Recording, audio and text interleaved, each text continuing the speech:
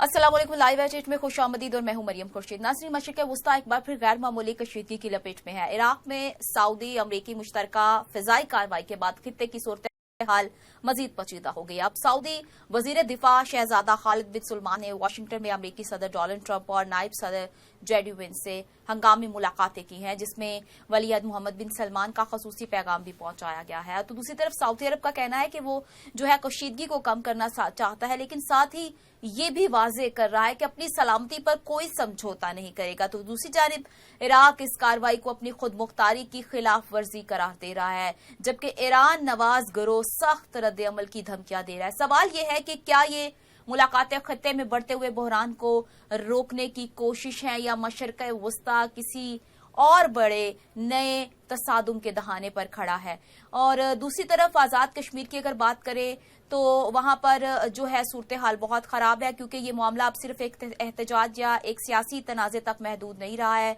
गुज़श्ता चंद दिनों में जो कुछ रावलाकोट, मीरपुर और मुजफ्फराबाद में हुआ है, इसने बहुत से सवालात खड़े कर दिए। एक तरफ हुकूमत का मौक़िफ़ है कि कुछ जो अनासिर हैं हालात खराब करना चाहते हैं, तो दूसरी तरफ एहतजाज करने वाले कहते हैं कि वो अपने आईनी और सियासी हकूक़ की बात कर रहे हैं। तो फिर आज़ाद कश्मीर की अपनी असम्बली विफाक़ी वज़रा के बयानात के खिलाफ करारदाद मंजूर करती है। इंसानी हकूक़ की तंजीमें आज़ाद तहकीकात का मुतालबा करती है और मुख्तलिफ सियासी जमातें भी अलग अलग मौक़िफ़ इख्तियार किए हैं। तो इस पर बात करेंगे कि आखिर में ये मसला असल में है क्या। इस पर बात करने के लिए हमें ज्वाइन किया है, हमारे साथ मौजूद हैं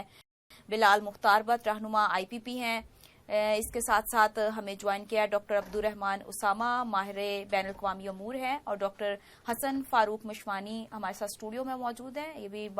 माहिर बैनुल अक़वामी हैं। बिलाल साहब, सबसे पहले मैं आपसे पूछना चाहूंगी, जो कुछ कश्मीर में हो रहा है आखिर में ये प्रॉब्लम क्या है? मुख्तलिफ सियासी जमातें हैं, वो अपना अलग अलग इस मामले पर मौक़िफ़ इख्तियार किए हुए हैं, मसला कहाँ पे है? देखिए, मैं ये समझता हूँ कि जो मुज़ाकरात हैं वो तो हर वक्त उसका रास्ता जो है वो खुला रहना चाहिए और खुले दिल से मुज़ाकरात करने चाहिए, ताकि जो ये हालात हैं वो ऐसे डेडलॉक का शिकार ना हो जाएं कि जो है ना मतलब ये कुछ और ही मंजर पेश होना शुरू हो जाए यहाँ पे, और इसका जो है दबाव आलमी इक़वाम की तरफ से या इक़वाम मुत्तहिदा की तरफ से और शक्ल में आने लग पड़े। तो मैं ये समझता हूँ कि मुज़ाकरात तो एक अच्छा रास्ता होता है और इख्तियार करना तो एक मसाइल के हल के लिए एक मुनासिब अमल है। लेकिन मैं ये समझता हूँ कि जो रावलाकोट में लोग बैठे हुए हैं उन लोगों को भी अब ये जानी नुकसान नहीं करना चाहिए और ना करवाना चाहिए, बल्कि अमन अमान को कायम रखते हुए उन्हें भी अपने घरों में जाना चाहिए, खैरोफियत से जाएं, ताकि वहाँ के बच्चे जो है जो तालीम की वजह से बैठे हुए हैं, जो काम की वजह से बैठे हुए हैं, जो मजदूर लोग अपनी मजदूरी की वजह से बैठे हुए हैं, वो लोग भी अपने मामला को, अपनी जिंदगी को जो है रूटीन में गुजार सकें। तो मेरा ये ख्याल है कि हुकूमत को भी मोहब्बत और प्यार से जो है पेश आना चाहिए, क्योंकि आप ये देखें कि वो भी कोई ना गैर मजहब हैं ना गैर कौम लोग हैं, हमारे भाई हैं, हमारा उनका खून का रिश्ता है। तो इस चीज को मद्देनजर रखते हुए उन्हें ट्रीट करना चाहिए बड़ा पॉजिटिवली, ताकि जो है किसी किस्म का कोई अभाम इस हवाले से ना हो कि खुदा न खास्ता कहीं कश्मीरी भाई जो है वो पाकिस्तानी भाइयों से नाराज तो नहीं है, या पाकिस्तान के ज़ेरे असर जो कश्मीर है क्या वो ऐसा तासुर न जाए कि लोग उससे मुतमिन नहीं है। ठीक है, हमारे साथ डॉक्टर अब्दुर्रहमान उसामा भी मौजूद हैं। डॉक्टर साहब, बहुत शुक्रिया आपके टाइम का। डॉक्टर साहब, ख्वाजा आसिफ ने बयान दिया है कि मुजाहिरीन पाकिस्तान दुश्मन है, तो जबकि आजाद कश्मीर असेंबली ने इस बयान की मुजम्मत की है, तो आप इस बयान को इस तनाज़े को जो इस तरह चल रहा है उसको किस तरह देखते हैं? कि आपको लगता है कि इस तरह के जो बयानात हैं वो कशीदगी को बढ़ा रहे हैं इसकी बजाय कि उसको कम कीजिए? देखें, हर जहाँ पे किसी भी डोमेन की आप बात करें, सबसे पहले आपका बहुत शुक्रिया, तो वहाँ के शहरियों का ये हक होता है और उनका ये इस्तेहकाक होता है कि वो अपने मामलात को खुश उसलूबी से हल करें। हुकूमत का देखें ये राइट है और ये اس کا استحقاق ہے کہ وہ تمام شہریوں کے ساتھ بیٹھے، ان کے مطالبات، جائز مطالبات کو سنیں. اس طرح نہیں ہو سکتا کہ آپ وہاں پہ پیپل پارٹی اور نون لیگ جو ہے وہ آپس میں وہ کشتی اور وہ کبڈی کھیل رہی ہے، اور یہ کب وہاں پہ سیٹوں کی ایڈجسٹمنٹ اور بعد میں چیزیں تو تب ہوں گی نا کہ جب پہلے آپ وہاں پہ امن کا بول بالا کریں گے اور وہاں پہ ساری چیزیں ہوگی. آپ باہر دنیا بھر میں امن کرتے پھر رہے ہیں، لیکن آپ کے پاکستان کے اندر جو کشمیر ہماری شاہرگ ہے اور ہمیشہ رہے گی، اور کشمیر کے ظاہر بغیر ہم تو کشمیر ایک ایسا حصہ ہے کہ جہاں پہ آپ ہمیشہ جو ہے تذبذب کا شکار رہتے ہیں. عالمی سطح کے اوپر آپ کو زیادہ سینسٹیو اور آپ کو سیکیور ہو کے چلنا پڑتا ہے. وہاں پہ کشمیر کی پالیٹکس یا کشمیر کے سٹیزن کے ساتھ بات کرنا، وہ اس کو ہلکا پاکستان سے کم از کم نہ لیا جائے، کیونکہ پاکستان تو صرف یہ چاروں صوبے جو ہیں وہ پاکستان کی خوبصورتی ہے اور یہاں پہ لوگ سروائیو کر رہے ہیں. لیکن کشمیر جو ہے وہ ایک ایسا سینسٹیو جو ہے ٹیریٹری ہے کہ جس کے دو حصے ہیں. ایک حصہ مقبوضہ کشمیر پہ ہے جو کہ انڈیا کے پاس ہے، اور ایک ہمارے پاس ہے. اگر ہم اس کشمیر کے اندر اس طرح سے امن کی دھجیاں اڑائیں گے اور یہاں پہ امن کو قائم نہیں کرنے کے لیے اقدامات کریں گے، تو دوسرے کشمیری جو قریبی کشمیری بھائی ہیں ہمارے مقبوضہ کشمیر کے اندر، جن کو ہم انڈیا سے آزاد کروا کے اپنے ساتھ شامل کرنا چاہتے ہیں، تو پھر ہم کیا میسج ان کو دے رہے ہیں؟ تو اس وجہ سے میرا خیال ہے کہ ہمارے اداروں کو اور خواجہ آصف کو بھی ذرا اپنے بیانات کو ذرا دیکھنا چاہیے. ویسے بھی خواجہ آصف اور ایک دو ایسے وزیر ہیں وہ کبھی کبھی اس طرح کے بیانات داغ دیتے ہیں کہ وہ جلدی کے اوپر تیل کا کام کرتے ہیں. یعنی معاملات کو خوش اسلوبی سے حل کرنے کی بجائے آپ اس کے اوپر اس طرح کے بیانات دے رہے ہیں کہ آپ وہاں کے لوگوں کو آپ یعنی سمجھتے ہی کچھ نہیں ہے. ویسے تو وہ ذرا تو پاکستان کے لوگوں کو بھی کچھ نہیں سمجھتے، کیونکہ کبھی آپ آئل کا مسئلہ دیکھ لیں، پیٹرول کس طرح قیمتیں اس کے اوپر نیچے جا رہی ہوتی ہیں. یعنی ہمیں کیڑے مکوڑے کی طرح یہ ڈیل کر رہے ہوتے ہیں. تو خدا کے لیے کشمیری اس وقت جو ہے وہ بڑے مشکل حالات اور نازک دور سے گزر رہے ہیں. وہاں پہ خبریں کچھ اچھی نہیں آ رہی. جو بھی قومی اور بین الاقوامی سطح پہ جو بھی جریدے ہیں، جو بھی ادارے ہیں، جو بھی چینلز ہیں، اس کو رپورٹ کر رہے ہیں، تو وہاں پہ معاملات کو خوش اسلوبی سے حل کرنا چاہیے. اگر پھر بھی ان کی طرف سے کوئی پرابلم ہے تو دیکھیں اس کو بھی پھر ٹیبل ٹاک کے ذریعے حل کیا جانا چاہیے. حکومت کی دو گنا ذمہ داری جو ہے اس کے اوپر عائد ہوتی ہے. ایک عام سویلینز جو ہوتے ہیں وہ تو ایک دیکھیں ایک عام آدمی ہے، ان کے حقوق جب نہیں ملیں گے تو وہ تحفظات اور خدشات کا اظہار کریں گے اور وہ کے لیے باہر نکلیں گے. لیکن اگر آپ ان کی بات نہیں سنیں گے، آپ الٹا آپ ان کی بات سنیں اور ان کو ٹیبل ٹاک پہ لائیں، ان سے نیگوشیٹ کریں، بجائے اس کے نیگوشیٹ کرنے کہ آپ ان کے ساتھ آنی ہاتھوں سے نپٹیں. یہ ریاست کا استحقاق نہیں ہوتا، نہ یہ ریاست کا یہ کوئی طریقہ کار ہوتا ہے. ٹھیک ہے حسن صاحب، یہ جو ایسے حالات چل رہے ہیں اور اتنے کشیدہ حالات ہیں جہاں پہ انٹرنیٹ بھی بند ہے اور ساری چیزیں جو ڈسٹرب ہوئی ہیں، آگے جو 2 اور 10 اگست کے انتخابات ہیں جو آگے ووٹنگ ہونی ہے، تو یہ آپ سمجھتے ہیں کہ آزاد اب اور منصفانہ اور پراپر شفافیت کے ساتھ یہ ہو سکتے ہیں؟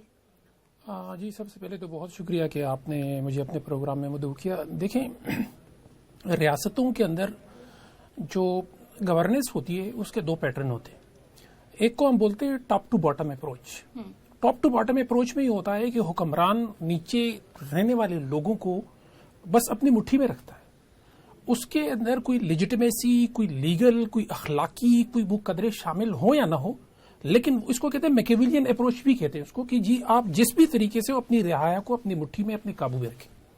دوسرا طریقہ یہ ہوتا ہے جس کو ہم کہتے ہیں باٹم ٹو ٹاپ اپروچ. اس میں یہ ہوتا ہے کہ کسی بھی ریاست کے جو شہری ہوتے ہیں وہ اس ریاست کی تمام تر چیزوں کو اون کرتے ہیں، اس کے اداروں کو اون کرتے ہیں، ان پہ اپنا ٹرسٹ کا اظہار کرتے ہیں. تو میں یہ سمجھتا ہوں کہ پاکستان چونکہ ایک اسلامی ریپبلک ہے اور یہ ایک ایسا ملک ہے جو اسلام کے نام پہ بنا ہے، اور اس کا ہر خطہ جو ہے، آپ کشمیر کی جب آپ بات کرتے ہیں تو آپ دیکھیں حضرت قائد اعظم نے 4 دفعہ جو ہے نا کشمیر کو وزٹ کیا. 1926 میں آپ نے وزٹ کیا، پھر 1929 میں آپ نے دوبارہ وزٹ کیا، پھر 1936 میں آپ کشمیر گئے، پھر 1944 میں آخری دفعہ قائد اعظم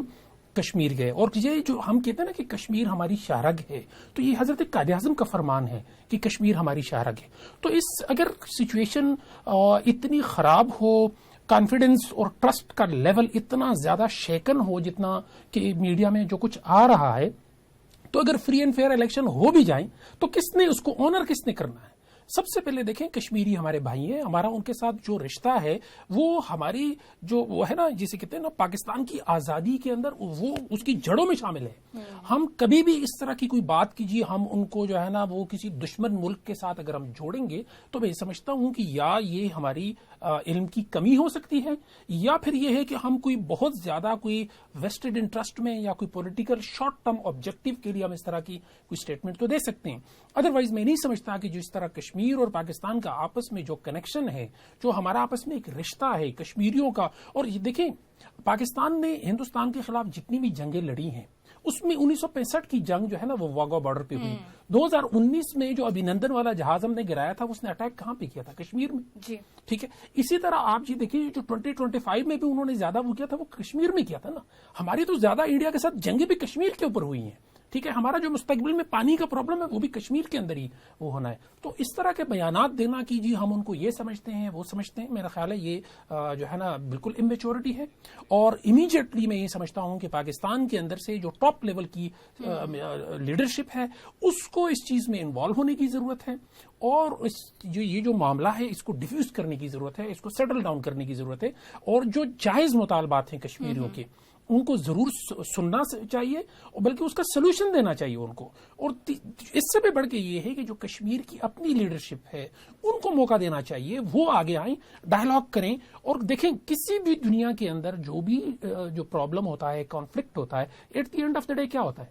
ڈائیلاگ ہی ہوتا ہے. ٹھیک ہے. ایران اور امریکہ کا آپس میں وہ چل رہا ہے, کانفلکٹ چل رہا ہے, کیا ہو رہا ہے؟ ڈائیلاگ ہو رہے ہیں نا. تو ہم کیوں نہیں اپنے کشمیری بھائیوں کے ساتھ بیٹھ کے ڈائیلاگ کیوں نہیں کرتے؟ ٹھیک, ان کی بات کیوں نہیں سنتے, ان کے گریوانسز کیوں نہیں سنتے؟ اور جہاں ایسا کوئی ان کا مطالبہ ہو جو ہمارے لیے قابل قبول نہ ہو تو ہمیں پبلکلی سب کے سامنے یہ کہنا چاہیے کہ آپ کا یہ مطالبہ ٹھیک نہیں ہے, ہم اس کو نہیں مانتے. لیکن میرا خیال ہے کہ ویسے اسلام آباد میں کھڑے ہو کے اس طرح کے بیانات سے اجتناب کرنا چاہیے. اسامہ صاحب آپ مجھے بتائیں کہ جس طرح ہم دیکھ رہے ہیں کہ ریاست کے اندر عوام جو ہے وہ سڑکوں پر ہے, جبکہ سیاسی قیادت جو ہے وہ اپنے مفادات دیکھتے ہوئے جو ہے ایک دوسرے پر الزام بازی, الزام تراشی اور اپنی جو ہے وہ چیزوں کو ایک دوسرے کے خلاف بول رہے ہیں, تو پھر ایسے ماحول میں جو عوام کا اعتماد ہے وہ کیسے بحال ہوگا؟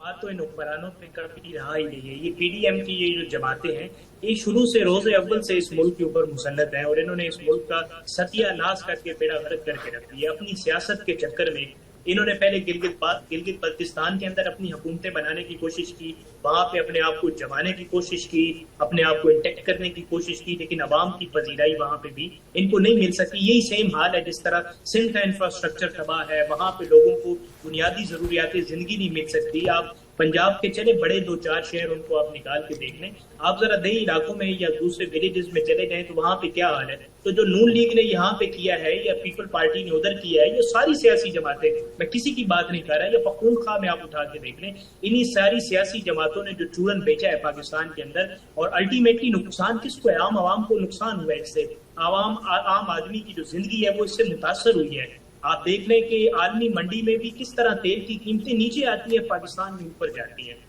جہاں پہ جنگ لگی ہوتی ہے جس خطے کے اندر, وہاں پہ عالمی منڈی کے قیمتوں کے ساتھ وہ ٹیلی کریں یا نہ کریں لیکن وہ اپنے عوام کو فیسیلیٹیٹ کرتے ہیں. اس کے بعد ضروریات زندگی کی جو اشیاء ہیں وہاں پہ لوگوں کی اپروچ تک, یہ ایکسیس تک ان کو رکھا جاتا ہے. لیکن پاکستان جو دنیا کی صلح کروا رہا ہوتا ہے, اندرونی معاملات دیکھیں تو لوگ بھوک اور پیاس سے مر رہے ہوتے ہیں, ان کو لقمہ نہیں کھانے کو ملتا. تو اس طرح کی اگر سیاسی اسٹریٹجیز کے ساتھ ہم نے چلنا ہے تو میں سمجھتا ہوں کہ یہ ٹھیک ہے, اچھی سفارتکاری ہم نے کی ہے پاکستان میں. پاکستان نے بڑی محنت سے اپنا نام کمایا عالمی سطح پہ, ہمارے اداروں نے, ہماری اسٹیبلشمنٹ نے بہت زبردست کردار ادا کیا ہے. اس کو میں خراج تحسین پیش کرتا ہوں, بلکہ دنیا اس کو خراج تحسین پیش کر رہی ہے. لیکن جہاں تک سیاسی جماعتوں کا تعلق ہے, ان کو کچھ ہوش کے ناخن لینے کی ضرورت ہے. دیکھیں تعلیم, صحت, روزگار, روٹی, کپڑا, یہ سب کا ہر شہری کا بنیادی حق ہے کانسٹیٹیوشن آف پاکستان کے مطابق. کانسٹیٹیوشن آف پاکستان کے مطابق پہلے 60 آرٹیکل اس سائڈ پہ توجہ مبذول کرواتے ہیں, اس کا دیباچہ جو ہے وہ اس سائڈ پہ توجہ مبذول کرواتا ہے کہ ہر شہری جو ہے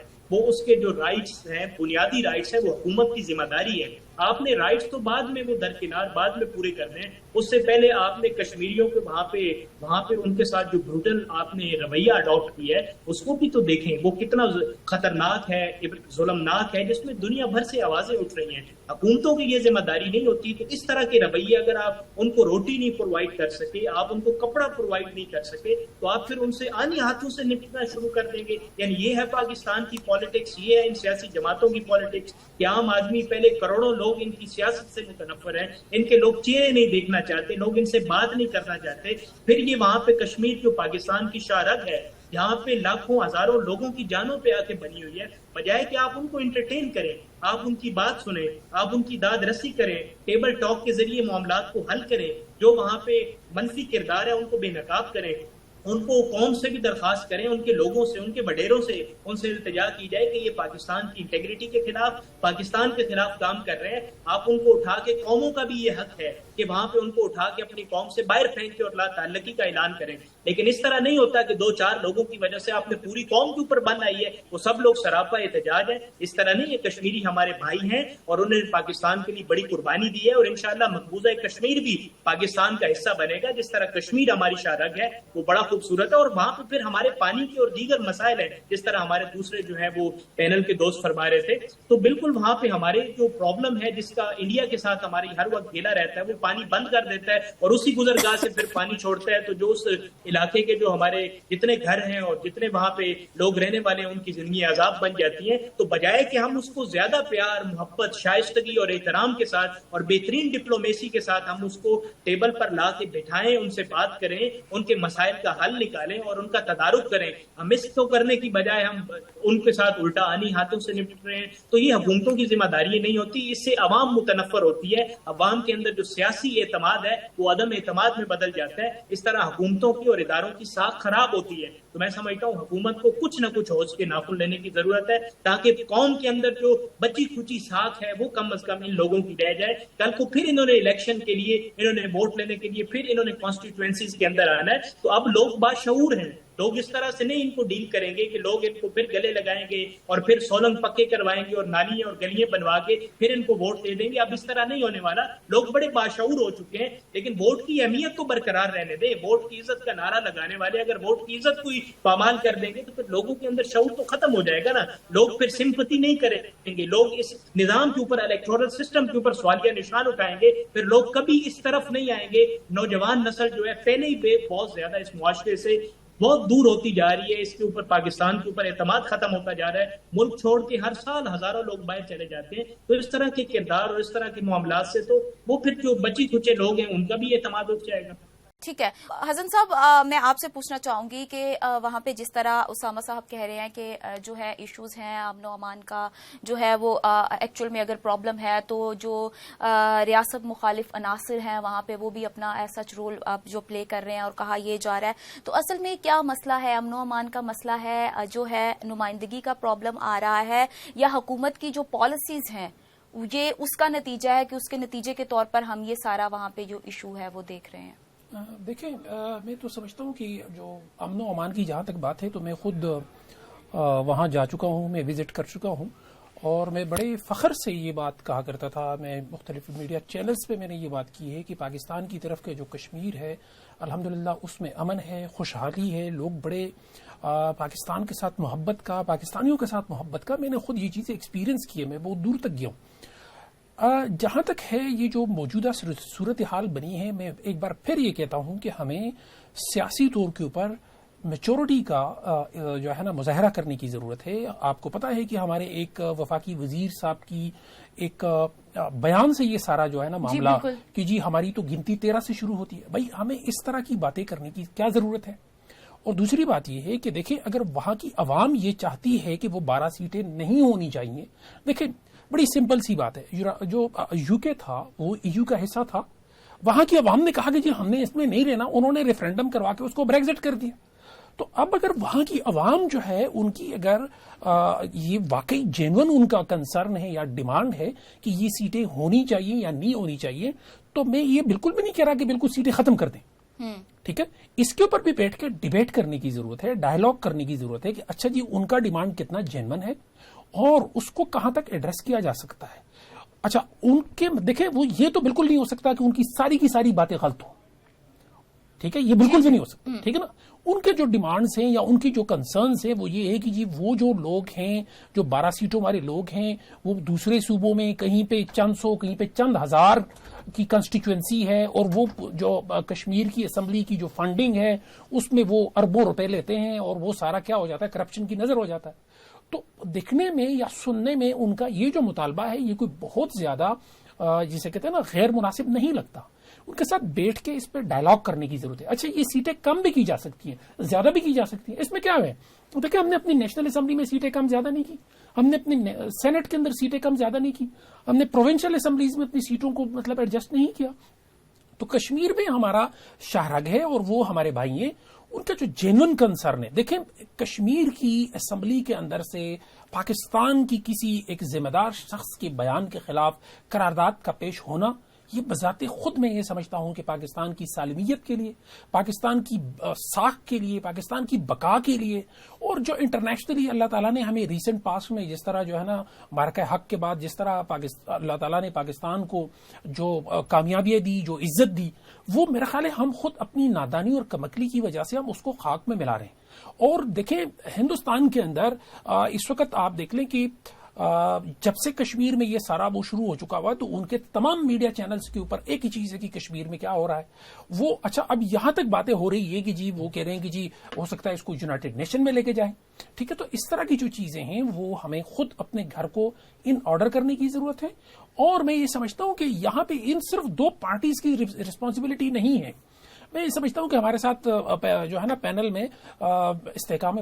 پاکستان پارٹی کے رہنما بھی موجود ہیں. میں یہ سمجھتا ہوں کہ استحکام پاکستان پارٹی کیوں نہیں آگے آتی، مولانا فضل الرحمان صاحب کیوں نہیں آتے، جماعت اسلامی کیوں نہیں آگے آتی. ایسے بہت سارے لوگ ہیں جن کی کشمیر میں ایک اچھی خاصی پوزیشن ہے. ان کو آگے آ کے ڈائلاگ کے لیے ایک ماحول بنانے کی ضرورت ہے کہ بیٹھ کے اس چیز کو ڈائلاگ کے ذریعے اس کا سولوشن نکالا جائے. میرا خیال ہے کہ یہ کوئی اتنا کوئی راکٹ سائنس والی بات نہیں ہے، یہ کوئی اتنی بڑی وہ نہیں ہے کہ ہم اس کو جو ہے نا یعنی جو کہ ہماری کیپیسٹی میں نہیں ہے کہ ہم اس کو ریزالو کر سکیں. میں یہ سمجھتا ہوں کہ ہمارے اداروں کو بھی اس میں جو ہے نا اپنا رول پلے کرنے کی ضرورت ہے. ریزن بیہائنڈ اٹ کہ دیکھیں ہماری جتنی ہماری جو سیکورٹی کے ادارے ہیں وہ کشمیر میں ان کی کتنی ڈپلائمنٹ کتنی ہے، اور اگر یہ نفرتیں اس طرح بڑھنا شروع ہو جائیں. آج کی خبر یہ ہے کہ جی جو فیڈرل منسٹر ان کا کشمیر میں انٹری پہ پابندی انہوں نے لگا دی ہے کہ جی ہم ان کو اندر کشمیر میں نہیں آنے دیں گے. تو میں سمجھتا ہوں کہ یہ ایک چھوٹی سی چنگاری ہے، اس کو یہیں پہ ہی ہمیں اس کو جو ہے نا ہینڈل کر دینا چاہیے، نہ کہ یہ جو آگ ہے اس کو ہم مزید پھونکے ماریں اور اس کو آگے بھڑکاتے چلے جائیں اور یہ معاملہ ہماری جو ہے نا یعنی ہماری دسترس سے باہر ہو جائے. تو میرا خیال ہے ابھی بھی کوئی لیٹ نہیں ہوا. دونوں سائڈ کو تحمل سے جو ہے نا پورے ایشوز کو سمجھنے کی ضرورت ہے، اور جو مناسب حل ہے اس کے اوپر ٹیبل پہ بیٹھ کے اس کو ایکسپٹ کرنے کی ضرورت ہے. اسامہ صاحب آپ ہمارے ساتھ ہی رہیے گا. حسن صاحب یہاں پہ بریک کا ٹائم ہوا، بریک کے بعد واپس آتے ہیں اور یہ سے باتوں کا سلسلہ شروع کرتے ہیں. ٹیک اے شارٹ بریک.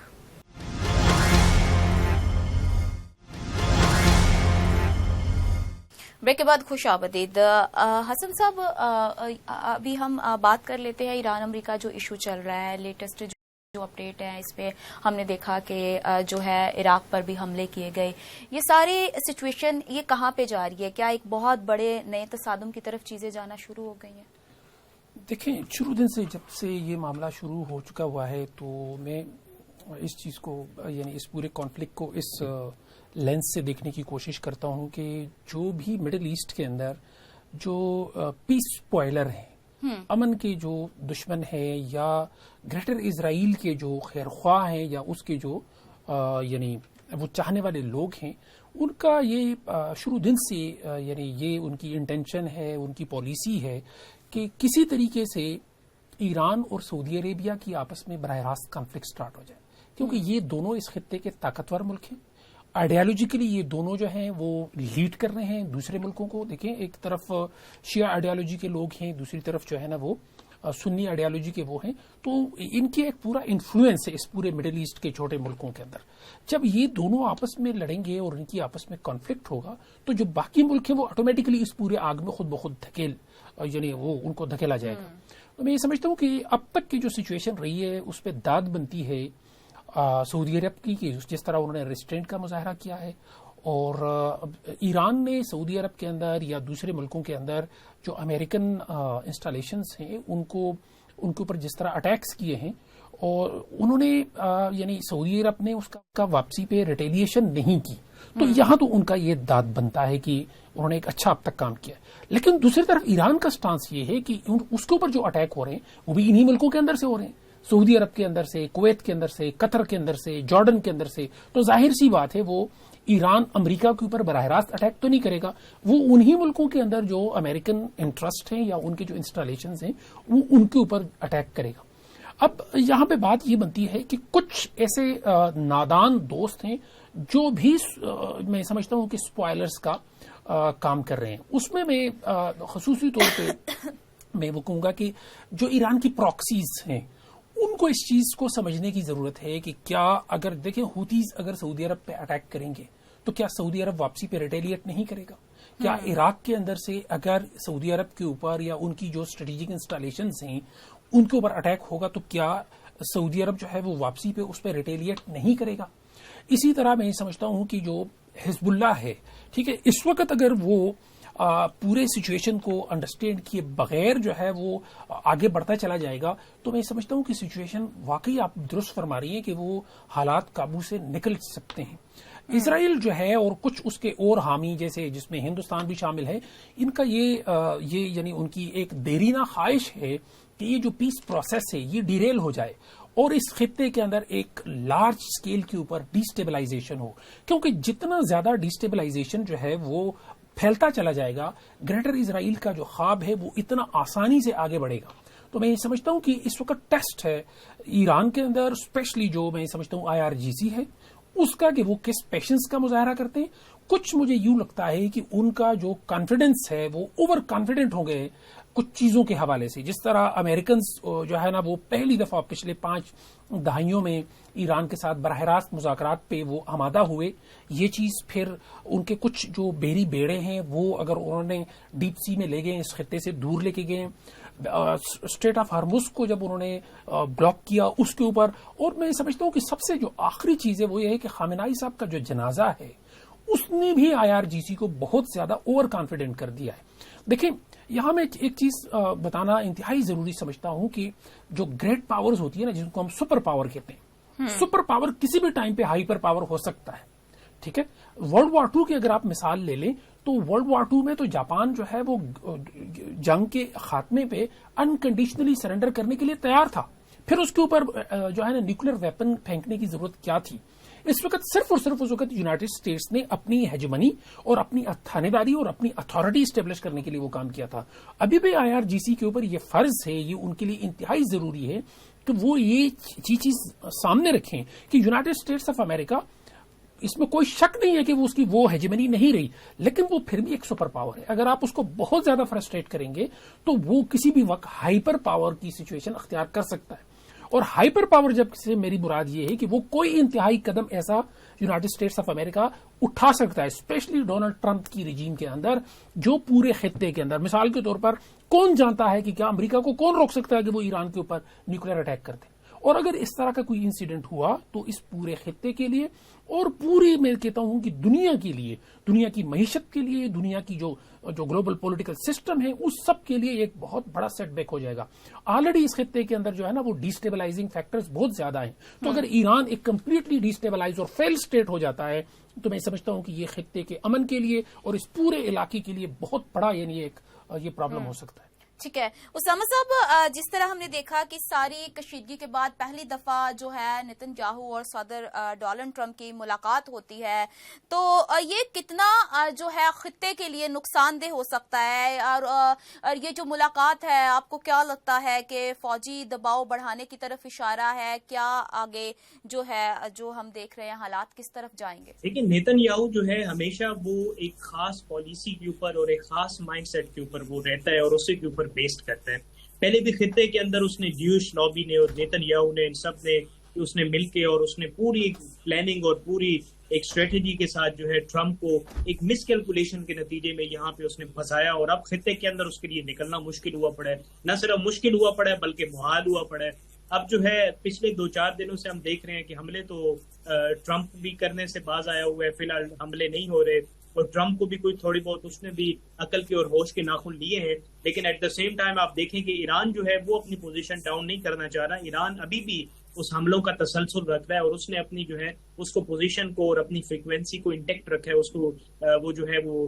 ڈیکریز نہیں کیا، نہ ڈاؤن ہونے دی ہے. تو دیکھیں نیتن یاہو جو ہے وہ پہلے تو اس کو ٹرمپ کے کندھے کے اوپر بندوق رکھ کے اس علاقے کا تھانے دار بننا چاہتا تھا اور اس خطے کے اندر اپنی اجارہ داری قائم کرنا چاہتا تھا، اپنی بدماشی قائم کرنا چاہتا تھا. لیکن ظاہر ہے سارے لوگ جانتے ہیں کہ اہداف بھی حاصل نہیں ہو سکے اور جو اس کی وہ ذلت اور رسوائی کا جو سامنا کرنا پڑا وہ بھی کسی سے ڈکا چھپا نہیں ہے. اب دوبارہ سے نیتن یاہو کی یہی خواہش ہے کہ اس جو جنگ کو اور خاص طور پہ مشرق وسطیٰ کے اندر جو ہے وہ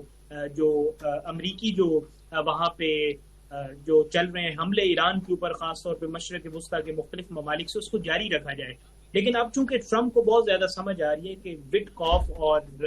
اس کے علاوہ نیتن یاہو اور 1-2 اور لوگوں کے ساتھ بات کر کے یا ان کی باتوں کو سن کر کے امریکہ کو گریٹ نہیں بنایا جا سکتا. اب وہ شاید ان کو یہ کہیں نہ کہیں جو ہے ان کو یقین ہوتا جا رہا ہے کہ مجھے اداروں کی جن کی ساکھ میں نے خود تباہ کی تھی اور خود ختم کر دی تھی اپنے عمل سے، اپنے کردار سے، ان کو بھی دوبارہ سننے کی ضرورت ہے. مجھے UN کی بھی بات تو ابھی وہ خیر نہیں سنیں گے، لیکن بہرحال وہ پینٹاگون کی اور اس کے علاوہ جو دیگر ادارے ہیں، سیکیورٹی کے ادارے ہیں، اسٹیٹ ڈپارٹمنٹ ہیں، ان کی بھی باتیں اب وہ سن رہے ہیں. مجھے یہ لگتا ہے کہ اب کہیں نہ کہیں ہوش کے ناخن جو ہیں وہ لیں گے. لیکن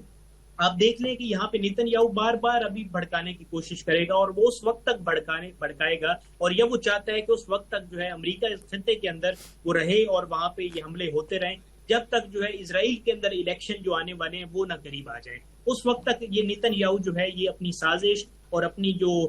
وہ ایک کوشش میں ہے وہ لگا ہوا ہے. لیکن اب مجھے لگتا ہے کہ ٹرمپ جو ہے وہ پچھلے کچھ دنوں سے ایک جو ہے بہترین حکمت عملی کا مظاہرہ کر رہے ہیں اور جنگ کے اندر جو ہے وہ خاصا ان کا ٹھہراؤ نظر آتا ہے. اور بہت سارے دائیں بائیں، جیسے میں نے لاسٹ ٹائم بھی آپ کے پروگرام میں کہا تھا کہ ان کو ایک اچھے مشیروں کی ضرورت ہے، تو مجھے لگتا ہے کہ وہ اچھے مشیر ان کو مل گئے ہیں جن کی انہوں نے باتیں سننی شروع کر دی ہیں اور ان کو یہ بات روز روشن کی طرح عیاں ہو گئی ہے کہ اس خطے کے اندر سوائے ذلت اور رسوائی کے ان کے پاس کچھ بھی نہیں ہے. اور ایران جو ہے اس نے اپنی ریزیلینس جس طرح پہلے شو کی ہے اب بھی وہ حملوں کی اور ان سیز فائر کے باوجود بھی اپنی پوزیشن کو انٹیکٹ رکھتے ہوئے اب بھی وہ مشرق وسطیٰ کے اندر جو امریکی اڈے موجود ہیں وہاں پہ حملہ کر رہے ہیں. لیکن جو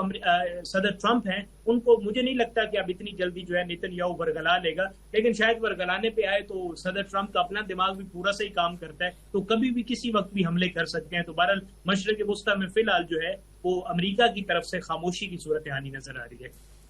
ٹھیک ہے حسن صاحب، جس طرح اسامہ صاحب کہہ رہے ہیں کہ جو چیزیں ہیں اب جو آہستہ آہستہ شاید ٹرمپ کو یہ سمجھ آنا شروع ہو، کیونکہ امریکہ میں بھی کئی ریپبلکن جو ہیں وہ اب کھل کر کہہ رہے ہیں کہ اس جنگ کو زیادہ دیر تک جاری رکھنا کسی کے بھی حق میں نہیں ہے. تو آپ کو کیا لگتا ہے کہ خاص طور پر یہ جو آگے مڈ ٹرم الیکشن آ رہے ہیں تو کیا یہ چیزیں اب ان کو آہستہ آہستہ انڈرسٹینڈ ہونا شروع ہو گئی ہیں کہ ہم کسی کی کہنے پہ کسی اور کی جنگ میں ہم کود رہے ہیں اور اس میں ہمارا اپنا سیاسی طور پر کس لیول کا نقصان ہو رہا ہے اور وہاں کی جو عوام ہے وہ بھی سے اتنی خوش دکھائی نہیں دیتی؟ دیکھیں میرا خیال ہے کہ اس وقت یہ جو ہے نا اس بات کا پتہ چلانا کہ ڈونلڈ ٹرمپ کو سمجھ آ رہی یا کہ نہیں آ رہی، اس سے زیادہ کچھ اور ڈائنامکس ہے جو اگر ہم ان پہ نظر دوڑائیں تو ہمیں زیادہ چیزیں کلیئر ہوتی ہوئی دکھائی دیتی ہیں. دیکھیں ڈونلڈ ٹرمپ جو ہے وہ ایک کافی ایجڈ ہیں اور وہ اپنا پولیٹیکل جو کیریئر ہے وہ بالکل یعنی آلموسٹ ٹورڈز دی اینڈ ہے، بٹ ان کے ساتھ جو کیبنٹ میں دوسرے لوگ ہیں وہ سارے ینگ ہیں، اسپیشلی جو جے ڈی وینس ہیں. جے ڈی وینس اپنے آپ کو فیوچر کا امریکن پریزیڈنٹ دیکھنا چاہتے ہیں. ٹھیک ہے، میرا ذاتی خیال یہ ہے کہ اس وقت ڈونلڈ ٹرمپ کے اوپر جو پریشر ہے وہ کانگریس کا بھی پریشر ہے، اپنی جو اس کی کچن کیبنٹ ہے اس کا بھی پریشر ہے اس کے اوپر، اور تیسرے نمبر پہ امریکن عوام کا بھی پریشر ہے. دیکھیں نیتن یاہو کے امریکہ کے وزٹ کے اندر اگر آپ دیکھیں تو وہاں پہ ایون جیوش نے بھی اس کے اگینسٹ کیا ہے، پروٹیسٹ کیا ہے انہوں نے. اور وہ جس طرح کی جو ہے نا وہ جینوسائیڈ اور جس طرح کی کرائمز اگینسٹ ہیومینٹی میں نیتن یاہو کا جو ہے نا اس کا ایک ٹریک ریکارڈ ہے. تو میں یہ سمجھتا ہوں کہ اب ایسی چیزیں ہیں کہ جن کو یورپینز دیکھ لیں، most of the European countries जो है वो भी इजराइल के बहुत सारे इकदामात के बड़े क्रिटिक हैं। उसमें आप स्पेन को देख लें, उसमें आप इटली को देख लें, बहुत से दूसरे मुल्क हैं कि जो इस वक्त नेतन्याहू को या इजराइल की पॉलिसीज को कहीं भी हमें सपोर्ट करते हुए दिखाई नहीं दे रहे। तो मैं ये समझता हूं कि एक तरफ तो ये सारा जो है ना पॉलिटिकल प्रेशर है और कुछ यानी आप इंटरनल वो कर लें। एट द सेम टाइम मैं ये समझता हूं कि जो वॉर्स होती है ना वो सिर्फ बुलेट से नहीं लड़ी जाती, वो वॉलेट भी साथ होना चाहिए। अमेरिकन इकोनॉमी इस वक्त जिस हालत में है, जितनी उसकी हालत यानी बहुत अच्छी नहीं है, उसमें एक इतने वॉर को जो कि मंथ्स, उनका तो ये ख्याल था कि वो फ्यू आवर्स के अंदर अंदर जो है ना वो टॉप की लीडरशिप को एलिमिनेट कर देंगे, रिजीम चेंज हो जाएगा, रोडों पे आ जाएंगे और डोनाल्ड ट्रंप ये कहेंगे कि अमेरिकन अवाम को कि देखें जी पिछले 4-4.5 दहाइयों में जो ईरान का इनकलाब था मैंने इसको खत्म कर दिया। लेकिन जिस तरह ईरानियन नेशन ने जिस रेजिलियंस का मुजाहरा किया है उसने अमेरिकन की जो ऑब्जेक्टिव्स हैं वो पूरे नहीं हुए। तो अब देखें इस वक्त तक अगर आप सिर्फ आज यानी जो पिछले 3 या 4 महीनों से जो जंग के वो हैं तो सर्वेज ये बता रही है कि तकरीबन 300 बिलियन प्लस जो है ये अमेरिका का अब तक इसके ऊपर खर्चा आ चुका हुआ है। तो नेतन्याहू जितने मर्जी हैं डोनाल्ड ट्रंप के सगे लगते हों, लेकिन देखें जो पैसा है वो तो टैक्स पेयर का है। तो क्या अमेरिकन इकोनॉमी जो इस वक्त जिस हालत में है और उनका जो ट्रेड डेफिसिट है वो सालाना तकरीबन कोई 1200 बिलियन डॉलर उनका ट्रेड डेफिसिट चल रहा है, ठीक है। उनके जो कर्जे हैं वो बहुत ज्यादा यानी उस लेवल पे जा चुके हैं कि जिसकी बहुत ज्यादा वो है। तो अमेरिकन को इस वक्त जो है ना वो सिर्फ वॉर हीरोइज्म नहीं चाहिए, उनको जॉब्स चाहिए, उनको जो है ना सोशल सिक्योरिटी चाहिए, उनको इकोनॉमिक स्टेबिलिटी चाहिए। और वैसे भी कहा यह जाता है कि जो वॉर्स होती हैं उनके बाद Wars are followed by great economic crisis. तो आगे जो इकोनॉमिक क्राइसिस आने वाला है दुनिया में वो इससे भी ज्यादा सिचुएशन को एडवर्स कर सकता है। तो मैं ये समझता हूं कि डोनाल्ड ट्रंप साहब के ऊपर जो प्रेशर्स हैं वो उनको इस बात पे मजबूर कर रहे हैं कि यार इस सिचुएशन से बाहर निकला जाए, एग्जिट स्ट्रेटेजी जो है ना वो अपनाई जाए और अमेरिका को और अमेरिकन जो टैक्स पेयर की जो वो है उनकी जो मनी है उसको प्रोटेक्ट किया जाए, ना कि सिर्फ और सिर्फ इजराइल या नेतन्याहू की सारी ख्वाहिशात जो है उसको पूरा किया जाए। तो मैं समझता हूं कि डोनाल्ड ट्रंप इस वक्त काफी प्रेशर में है अपने अंदर से भी, क्योंकि जो फ्यूचर का जो प्रेसिडेंट होगा जेडी वेंस, तो उसके पास भी तो ऑन पेपर कोई चीज होनी चाहिए ना कि मैं एज ए वाइस प्रेसिडेंट मैंने अमेरिका के लिए या अमेरिकन अवाम के लिए क्या किया है। तो अगर ये वॉर ऐसी ही चलती चली जाएगी और जिसमें जेडी वेंस जो है वो कुछ खास कारगुजारी नहीं कर पाएंगे, तो मैं ये समझता हूं कि उनका जो इलेक्शन का कल का जो मैनिफेस्टो होगा वो बहुत पुअर होगा। तो मैं ये समझता हूं कि इस वक्त वो जेडी वेंस जो है मैं जाती तौर पर ये समझता हूं कि उसकी तरफ से भी एक अच्छा खासा प्रेशर है। ये जो शट अप कॉल्स की और कॉल लीक होने की जो बातें हैं नेतन्याहू के लिए जेडी वेंस की तरफ से, ये सारी चीजें उस तरफ इंडिकेट करती हैं कि जेडी वेंस अपने आप को कल का व्हाइट हाउस का जो है ना वो उसको क्या कहते हैं यानी उसमें अपने आप को वहां देखना चाहता है। ठीक है उसामा साहब, जिस तरह आपने देखा कि हसन साहब भी कह रहे हैं कि जो है ट्रंप इस चीज से निकलने की कोशिश कर रहा है, लेकिन अगर हम ईरान की बात करें तो ईरान भी जो है वो भी प्रॉपर हम देख रहे हैं प्रॉपर रेजिस्ट कर रहा है किसी चीज पे वो भी जो है कॉम्प्रोमाइज करने को तैयार नहीं। उधर अमेरिका एक साइड पे वो बात करता है कि हम जो है टेबल टॉक करेंगे, चीजों को नॉर्मलाइज करेंगे, और उसके बाद ही हम देखते हैं कि दोबारा से ये तसादुम शुरू हो जाता है और मामला फिर खराब हो जाते हैं और साथ ही आबनाए हुर्मुज जो है वो बंद कर दी जाती है और तेल की प्राइसेस जो है वो इंक्रीज हो जाती हैं। तो दोनों पार्टीज जो अपनी अपनी साइड पे अपने अपने जो असूलों पे प्रॉपर कायम है, डटे हुए हैं, तो वहां पे इस तरह की चीजें निगोशिएशन और मामला स्टेबल करना कितना मुश्किल काम है। क्योंकि एक दफा हम जो देख रहे हैं कि मेमोरेंडम ऑफ अंडरस्टैंडिंग जो इन्होंने उस बात पे आए और उसके बाद फिर उसको जो है उसको खत्म कर दिया गया, तो ये चीजें किस तरफ लेके जाएंगी? लेकिन जो इस्लामाबाद टॉक्स हैं या उसके अलावा जितनी बर्गन स्टॉक में ये वहां पे एक नशिस्त हुई, आप जितनी उठा के देख लें, ये इट सेल्फ इसके अंदर वो एक निशानदेही की गई है। ये लिमिटेशंस हैं कि ये ईरान करेगा और ये अमेरिका करेगा। उसके ऊपर पाकिस्तान ने भी अपनी पूरी कोशिश की और इसके अलावा जो है कतर ने भी सालसी का किरदार अदा किया। तो उस पर देखिए वक्तन फवक्तन जो है अमेरिका पहले इनहराफ करता रहा। इन सारी जो मेमोरेंडम ऑफ अंडरस्टैंडिंग है या जो मफाहमती यादाश्त है जिसकी आप बात कर रही हैं, तो वो उसका तो इनहराफ खुद अमेरिका ने किया है। तो पहले जब अमेरिका इसके ऊपर जो है वो इनहराफ कर रहा था तो ईरान जो है उस वक्त उसने बहुत बार समझाया। बल्कि आप जो चीफ निगोशिएटर हैं बाकर कालिबाफ, आप उनका बयान उठा के देख लें, انہوں نے بار بار اپنی گفتگو کے اندر یہ کہا کہ پیراگراف نمبر 1، پیراگراف نمبر 4 یا پیراگراف نمبر 8 اس کی دھجیاں جو ہے صدر ٹرمپ بار بار اڑا رہے ہیں، اور اس کو فالو نہیں کیا جا رہا. یعنی اس کے اندر جو ہے ایران کے جو اثاثے تھے، وہ جو جن کو ڈی فریز کرنے کی بات تھی، اور اس کے علاوہ جو ابنائے ہرمز کے اوپر جو ہے وہ ٹول ٹیکس کی بات تھی، اور پھر ایون امریکہ نے جو ہے ایران کو وہ ڈالرز کے اندر بھی اس کا ٹول ٹیکس وصول کرنے کی اجازت دے دی تھی. بہت ساری جو اجازتیں تھیں، اس کے بعد وہ ساری کے ساری اجازتیں جو ہیں وہ صدر ٹرمپ نے خود ہی یعنی فیونرل کے دوران جو ہے اپنی بیان بازی کے ساتھ، اور اس کے علاوہ بہت سارے جو ہے وہ ایسے اپنے گفتگو کے ذریعے، اپنے ٹویٹس کے ذریعے خود ہی انہوں نے اس کو سبوٹاج کیا ہے. تو دیکھیں صدر ٹرمپ جو ہے آج کل سوائے 2-4 دنوں کے علاوہ آپ پیچھے ان کی پوری ہسٹری اٹھا کے دیکھ لیں تو کہیں پہ بھی وائٹ ہاؤس نے یا صدر ٹرمپ نے کہیں پہ بھی اوول آفس نے ذمہ دارانہ بیان نہیں دیے، اور بلکہ ہمیشہ ایران کی طرف سے کبھی جو ہے اس کی تردید نہیں کی گئی کہ ہم مذاکرات کے عمل کو روکنا چاہتے ہیں، بلکہ باقر کالباف نے، جن میں پیراگراف کا ذکر کر رہا ہوں، انہوں نے صرف ان پیراگراف کا حوالہ دیتے ہوئے یہ کہا کہ صرف اس سے انحراف کیا گیا صدر ٹرمپ کی طرف سے. یہ نہیں کہا کہ ہم مذاکرات کے عمل کو سبوٹاج کر رہے ہیں یا ہم روک رہے ہیں. ابھی بھی انٹیکٹ ہے باقر کالباف کی وہ اسٹیٹمنٹ کہ وہ مذاکرات کے عمل کو بڑھانا چاہتے ہیں، اور ایٹ دا سیم ٹائم صدر ٹرمپ نے بھی انحراف کیا ہے. ان کی طرف سے بھی انہوں نے جو ذمہ داریاں وٹکوف کو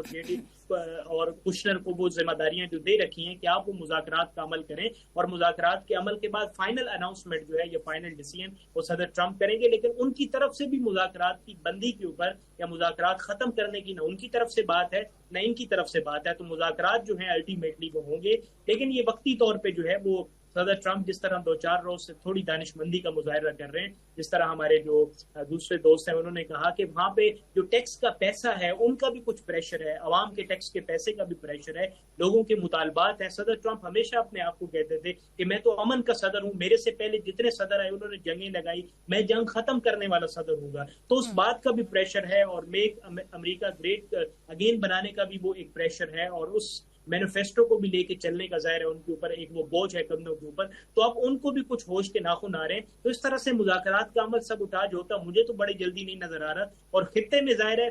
یہاں پہ میں ایک ضمن ایک بات عرض کرتا چلوں کہ مشرق وسطی کے اندر جو ایران نے جو مشرق وسطی کے ممالک کے اوپر جو پریشر ڈالا ہے اور ان کی جو کریڈیبلٹی اور ساکھ کو جس طرح نقصان پہنچا ہے، تو اب وہ بھی اتنی جلدی جو ہے وہ امریکہ سے دور بھاگنے والے نہیں، بلکہ وہ شاید ان کے ساتھ کچھ اس طرح کی کوئی گارنٹیز یا کوئی اسٹریٹجیز یا دفاعی معاہدے کی صورت میں کوئی اس طرح کی چیز ان کے ساتھ عین ممکن ہے کہ آنے والے وقت میں ہو جائے، تاکہ وہ بھی جاتے جاتے جو ہے اس خطے سے ظاہر امریکہ کو اب جانا ہی ہے، لیکن پھر بھی کچھ نہ کچھ بینیفٹس لیں گے. اب امریکہ کے اوپر جس طرح وہ انسیکیور ہوئے ہیں ایران سے، اسی طرح وہ ایران کے اوپر مشرق وسطی کے ممالک ٹرسٹ نہیں کریں گے. تو بہرحال کوئی فیوچرسٹک اپروچ کے ساتھ جو ہے مشرق وسطی کے ممالک عرب ملک وہ بھی دیکھ رہے ہیں، اور مذاکرات کا عمل بند ہوتا ہوا نہیں بلکہ ماضی مستقبل قریب میں بہت جلدی اسلام آباد میں، قطر میں یا سوئٹزرلینڈ میں کہیں دوبارہ سے مذاکرات کی نشست ہوتی نظر آ رہی ہے. ٹھیک ہے، ہمارے پاس 2 منٹ رہ گئے. حسن صاحب، میرا آخری سوال ہے کہ اگر حالات اسی طرح جو ہیں جس طرح ہم دیکھ رہے ہیں کشیدہ ہیں، ہمیں پہلے نارملائز ہوتے نظر آتے ہیں، اس کے بعد پھر ہم دیکھتے ہیں ایک دم حالات خراب ہو گئے ہیں، تو اسی رفتار سے یہ چیزیں اس طرح ڈسٹرب رہی ہیں،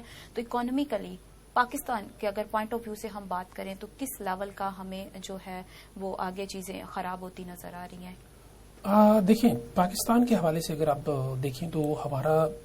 جو اس وقت پاکستان کی بجٹ کا آپ دیکھتے ہیں تو سب سے بڑا ہمارا حصہ جاتا ہے یعنی قرضوں کے اوپر.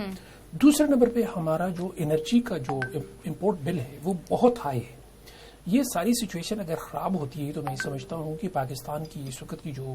گورنمنٹ ہے، اس وقت کا جو سیٹ اپ ہے، جو رجیم ہے، اس کو بہت زیادہ میں سمجھتا ہوں کہ اس کے لیے دن رات کام کرنے کی ضرورت ہے. دیکھیں، اس وقت جو سچویشن ہے، یونائٹڈ اسٹیٹس کوئی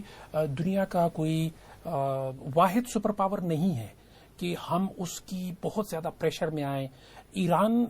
گو کہ ایران کے اندر اس وقت وار ہے اور ساری چیزیں ہیں، لیکن میں یہ سمجھتا ہوں کہ ہمیں الٹرنیٹ